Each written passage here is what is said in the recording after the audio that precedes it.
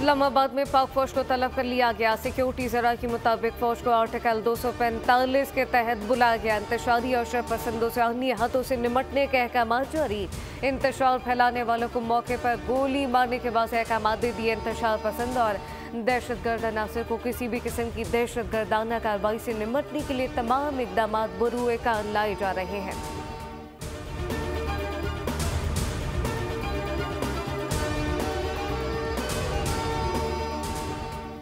Srinagar highway पर शरपसंदों ने गाड़ी रेंजर एहलकार पर चढ़ा दी। सिक्योरिटी जरा के मुताबिक 4 रेंजर एहलकार शहीद, 5 रेंजर्स और पुलिस के जवान शदीद जख्मी। शरपसंदों के हमलों में अब तक 100 से ज्यादा पुलिस एहलकार जख्मी हो चुके। मुतादिद शदीद जख्मी। पीटीआई के शरपसंद कारकुनान के हमले में शहीद पंजाब पुलिस के कांस्टेबल मुबश्शिर की नमाज जनाजा अदा।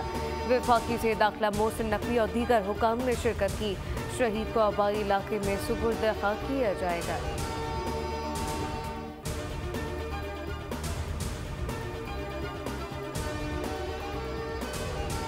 तहरीक इंसाफ को संजानी में एहतजाज की पेशकश की। पीटीआई वालों ने 2 मरतबा जेल में जाकर मुलाकातें की।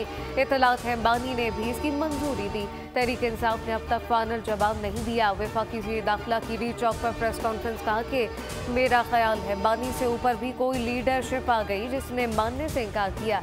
डी चौक पहुंचेगा वो गिरफ्तार होगा। रेड लाइन क्रॉस की गई तो इंतहाई कदम उठाएंगे।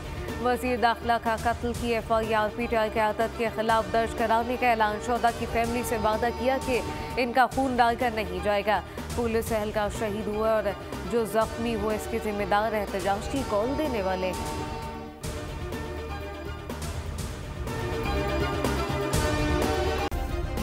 सब्सक्राइब करें और बेल दबाएं ताकि कोई खबर रह न जाए।